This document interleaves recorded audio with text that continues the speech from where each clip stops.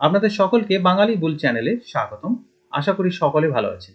এই ভিডিওতে আমরা জানব স্পেসিফিক ডে ক্যান্ডেলস্টিক চার্ট, অর্থাৎ সপ্তাহে 5 দিন মার্কেট খোলা থাকে, সোম, মঙ্গল, বুধ, বৃহস্পতি, শুক্র।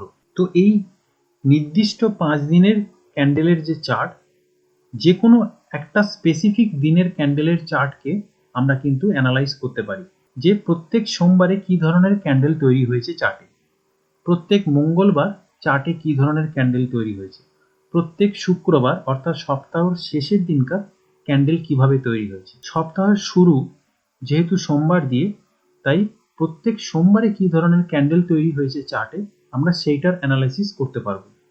প্রত্যেক শুক্রবার অর্থাৎ সপ্তাহের শেষ দিন, সেক্ষেত্রে শুক্রবারগুলো কি ধরনের ক্যান্ডেল তৈরি হয়েছে চার্টে আমরা সেটা কিন্তু অ্যানালাইজ করতে পারবো। আমি সিলেক্ট করেছি মন্ডে এবং এই চার্টটাকে আমি অন করব। চার্টে যে ক্যান্ডেলগুলো দেখতে পাচ্ছেন এগুলো হলো সোমবারের ক্যান্ডেল, এবং বাকি দিনগুলোর ক্লোজ প্রাইস অনুসারে এখানে লাইন চার্ট তৈরি হয়েছে। শুধুমাত্র সোমবারের ক্যান্ডেল আমরা এখানে দেখতে পাবো এবং বাকিটা লাইন চার্টের মাধ্যমে আমরা দেখতে পাবো। তো আমরা এখানে স্টাডি করব যে প্রত্যেকটা সোমবার এখানে কি ধরনের ক্যান্ডেল তৈরি হয়েছে এবং সেই ক্যান্ডেল অনুসারে পরবর্তী সোমবারে কি ধরনের প্রাইস ফলো আপ আসছে। এখানে যেমন দেখছি, এখানে পরপর 3টে সোমবার নেগেটিভ ক্যান্ডেল ছিল। লক্ষ্য করে দেখুন, এইখানেও একটা নেগেটিভ ক্যান্ডেল ছিল সোমবার। এখানে যদি আমি একটা রেঞ্জ প্লট করি, তো এই সোমবারের যে রেঞ্জ, এই রেঞ্জের ভিতরে কিন্তু এই দুটো সোমবার প্রবেশ করেছিল এবং এইখানে সাপোর্ট নিয়ে কিন্তু এই র্যালিটা এখানে হয়েছে।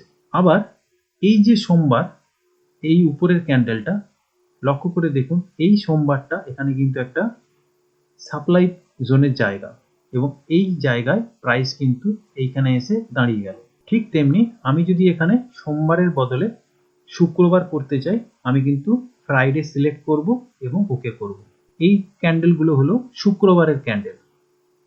তো আমি দেখছি এই শুক্রবার এখানে রিজেকশন হয়েছিল, পরে দুটো শুক্রবারে সাপ্লাই এসেছিল এবং তারপরে একটা গ্রিন ক্যান্ডেল তৈরি হলো।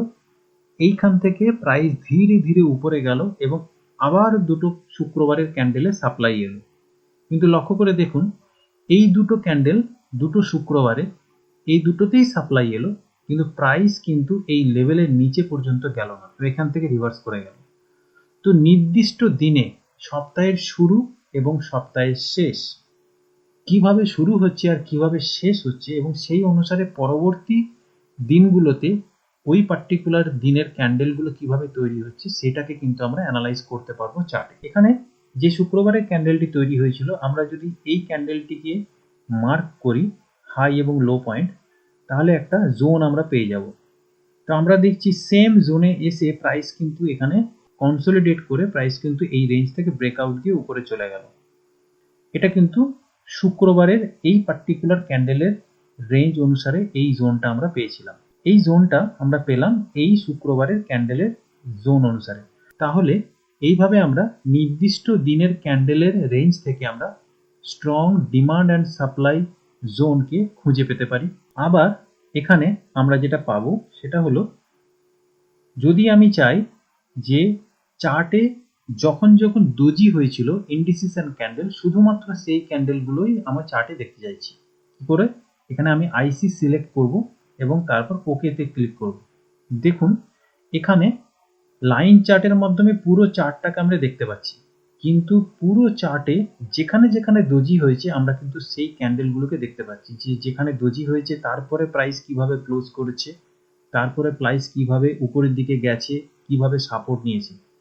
তো আমরা যদি ডোজি ক্যান্ডেলগুলোকে মার্ক করি, তাহলে কিন্তু আমরা এই চার্টের মাধ্যমে সহজেই অ্যানালাইজ করতে পারবো যে প্রাইস কিভাবে সাপোর্ট নিয়েছে, কিভাবে রিজেক্ট করেছে উপরের দিকে, আবার নিচে এসে কি করে রিজেক্ট করে এখানে সাপোর্ট নিয়ে আবার প্রাইস র্যালি করছে। ঠিক সেই রকমই আমি যদি চাই এখানে বুলিশ মোমেন্টাম এবং বেয়ারিশ মোমেন্টাম ক্যান্ডেল যদি চার্টে আমি স্টাডি করতে চাই, এই যে চার্টে আপনি ক্যান্ডেলগুলো দেখছেন এটা হলো কমপ্লিটলি বুলিশ এবং বেয়ারিশ মোমেন্টাম ক্যান্ডেল। এখানে কোনো ডোজি ক্যান্ডেল নেই, এটা হলো বুলিশ মোমেন্টাম ক্যান্ডেল, এগুলো লালগুলো হচ্ছে বেয়ারিশ মোমেন্টাম ক্যান্ডেল। এখানে আমি চার্টে খুব সহজেই মোমেন্টাম জোনকে ফাইন্ড আউট করতে পারবো যে কোন কোন জায়গা থেকে স্ট্রং সাপ্লাই এসেছে। কারণ চার্টে যখন স্ট্রং সাপ্লাই আসে তখন চার্টে বেয়ারিশ মোমেন্টাম ক্যান্ডেল তৈরি হয়, চার্টে যখন ডিমান্ড প্রেসার আসে তখন বুলিশ মোমেন্টাম ক্যান্ডেল তৈরি হয়। তাই এই চার্টের মাধ্যমে আমি খুব সহজেই স্ট্রং সাপ্লাই জোন এবং স্ট্রং ডিমান্ড জোনকে মার্ক করতে পারবো। যেমন এখানে দেখছি এইখান থেকে প্রাইসে একটা সাপ্লাই এসেছিল, তাই আমি এইখানে এই সাপ্লাই জোনটাকে মার্ক করলাম এবং প্রাইসে এখানে দেখছি এখান থেকে যে ডিমান্ডটা এসেছিল তারপরে দুবার সাপ্লাই এসেছে কিন্তু প্রাইস নিচে যায়নি, তখন আমি এই জোনটাকে মার্ক করব। এই জোন থেকে প্রাইস ব্রেকআউট দেওয়ার পরে কিন্তু বড় র্যালি করেছে, তাই কোন জায়গায় সাপ্লাই প্রেসারটা ইনভ্যালিড হয়ে গেল বাইং প্রেসারের জোরে, সেটা কিন্তু আমরা এই চার্টের মাধ্যমে খুব সহজেই ধরতে পারব। এই চার্টে আমরা হ্যামার ক্যান্ডেল এবং ইনভার্টেড হ্যামার ক্যান্ডেল শুধুমাত্র স্টাডি করতে পারবো। এইখানে নীল রঙের যে ক্যান্ডেল এগুলো হচ্ছে হ্যামার ক্যান্ডেল এবং পিঙ্ক কালারের যে ক্যান্ডেল এগুলো হচ্ছে ইনভার্টেড হ্যামার ক্যান্ডেল। আমরা খুব সহজেই কোথায় কোথায় ডিমান্ড প্রেসার আসছে এবং কোথায় কোথায় সাপ্লাই প্রেসার আসছে সেইটা শুধুমাত্র চার্টে অ্যানালাইজ করার জন্য এই ক্যান্ডেলস্টিক চার্টকে ব্যবহার করতে পারি। এছাড়া আমরা হাই ভলিউম ডে অর্থাৎ এই পুরো চার্টের মধ্যে কোন দিনকার সব থেকে বেশি ভলিউম হয়েছিল শুধুমাত্র সেই দিনের ক্যান্ডেলগুলোকে আমরা কিন্তু স্টাডি করতে পারবো লাইন চার্টের সাথে। এই যে রেড ক্যান্ডেলটা এখানে হয়েছিল এটাতে সব থেকে বেশি ভলিউম হয়েছিল, এর পরে এইখানে সব থেকে বেশি ভলিউম হয়েছে। এই রেড ক্যান্ডেলটিতে সব থেকে বেশি ভলিউম হওয়ার পরে প্রাইস কিন্তু এইখানে বেস ফরমেশন করে ক্রমশ উপরের দিকে যায়। আমি যদি চার্টটা পিছনের দিকে টানি দেখতে পাচ্ছেন এই ক্যান্ডেলগুলোতে সব থেকে বেশি ভলিউম হয়েছিল, হাই ভলিউম ক্যান্ডেল। তো এর মাধ্যমে আমরা খুব সহজেই এক একটা জোনকে খুঁজে পাবো যে জোনগুলোতে সব থেকে বেশি ভলিউম বিল্ড আপ হয়েছিল এবং সেই জোনগুলো কিন্তু স্ট্রং সাপোর্ট এবং রেজিস্ট্যান্স জোন হিসাবে কাজ করে। ভিডিওটা যদি ভালো লেগে থাকে তাহলে লাইক আর সাবস্ক্রাইব করতে অনুরোধ রইল। দেখা হচ্ছে পরের ভিডিওতে। শিখতে থাকুন, সুস্থ থাকুন, এগিয়ে চলুন।